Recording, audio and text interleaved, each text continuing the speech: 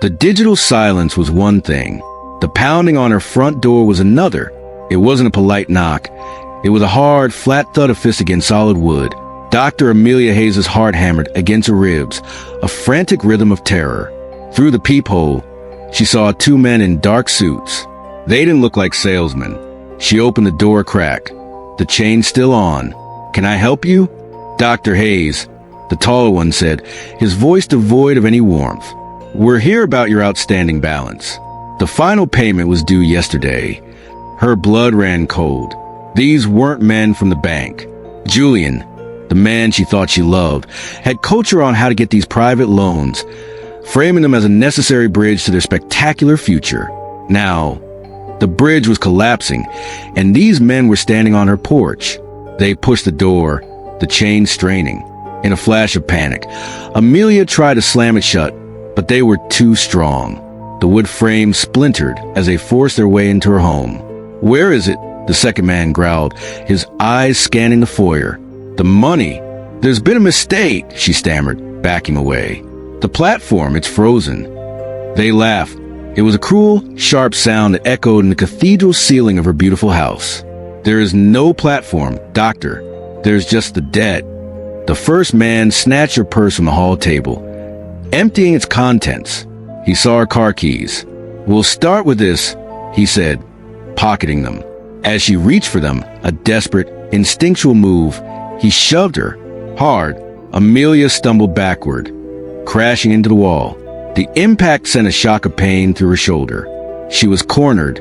In a single, horrifying moment, she realized she hadn't just been taken for her money. She'd been delivered into the hands of predators, and she was no longer safe, not even in her own home. She had been taken against her will, a prisoner of a debt she could never repay. My name is James Smith. After witnessing how professional predators destroy innocent lives across America, I decided to fight back. This channel is a collection of thousands of real cases, hidden tactics, and voices of victims who were silenced. I'm here to be your shield in the digital world, because the best way to stop a scammer is to know their next move before they make it. Love is blind. Behind every sweet message is a bitter truth. Let's dive into the dark side of modern romance.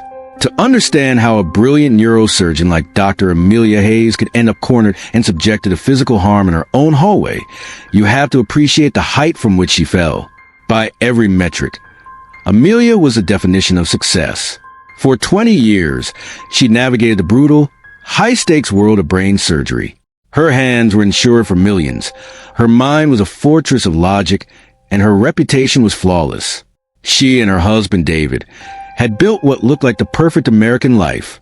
A sprawling home, a 2-decade history, and a joint savings account holding nearly $1 million. The bedrock of retirement they had meticulously planned. Amelia was a calculator. She lived her life by assessing risk. In the operating room, she could anticipate a dozen different crises and have a plan for each. Her world was a sterile, controlled environment where logic reigned supreme. But the most dangerous threat to her life wouldn't appear on a CT scan or a hospital chart. It would slide onto her phone, disguised as a professional connection. The breach didn't happen on a dating app. It came from a place that felt infinitely safer, a private social media group for alumni of a prestigious medical fellowship. And that's where Julian Croft materialized. His profile was a masterclass in deception. A handsome, charismatic financial analyst, supposedly living in Singapore, projecting an aura of global success and intellectual curiosity.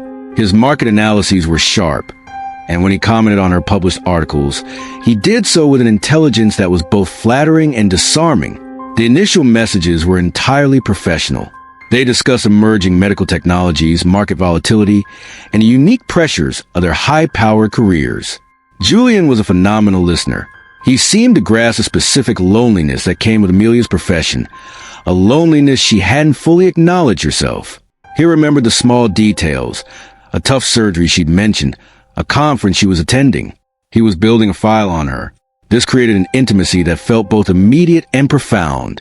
While her life with David had settled into a comfortable, predictable rhythm, Julian was a jolt of electricity. He became her secret world of validation, an escape at the end of a grueling 24-hour shift. And for months, He never asked for anything. He just offered support, admiration, and understanding. He was grooming her, and she had no idea.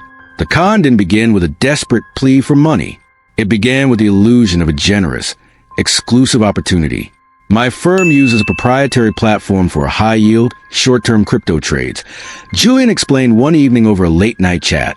It's normally for institutional clients only, but I could get you a guest account, just to see how it works. He was casual, not pushy. He framed it as a favor, a way for her to make her already impressive savings work even harder. It was an appeal to her intelligence. With some hesitation, Amelia made a small initial investment, $5,000. She logged into the website he provided. It was slick, professional, and updated in real time with charts and graphs, indistinguishable from a legitimate brokerage site. Within days, her $5,000 had become $7,000. To verify it, she made a withdrawal.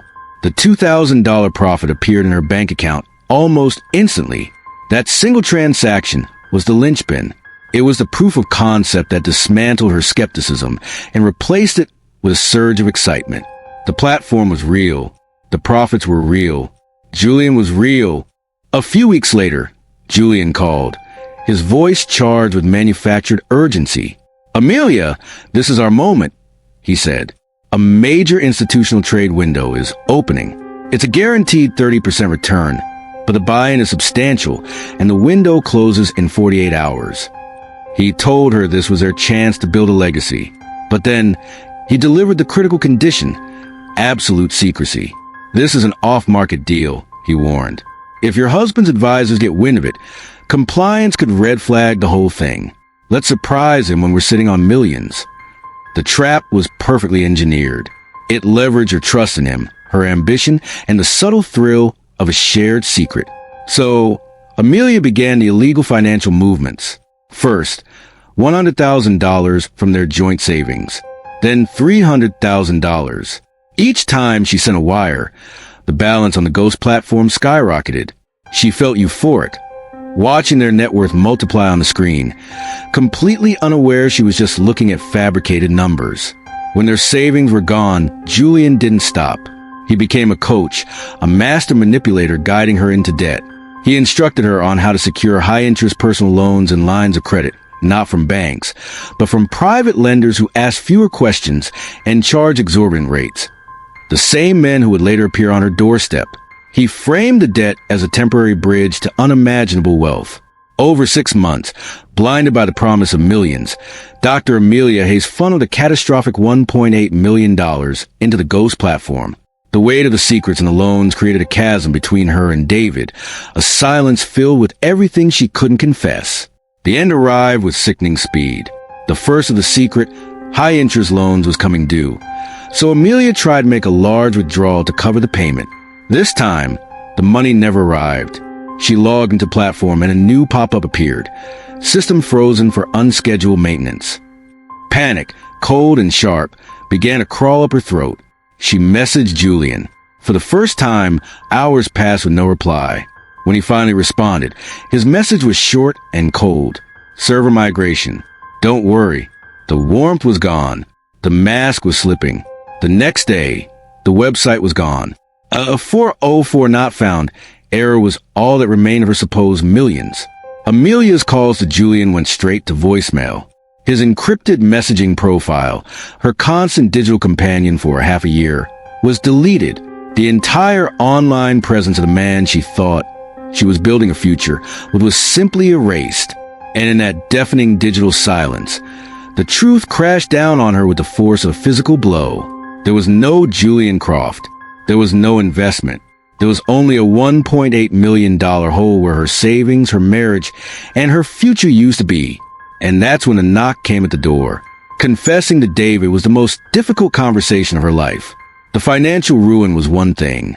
The deep, sustained betrayal was another. The argument that followed was cataclysmic, fueled by the incineration of 2 decades of shared trust and dreams. The marriage was a casualty of the lies.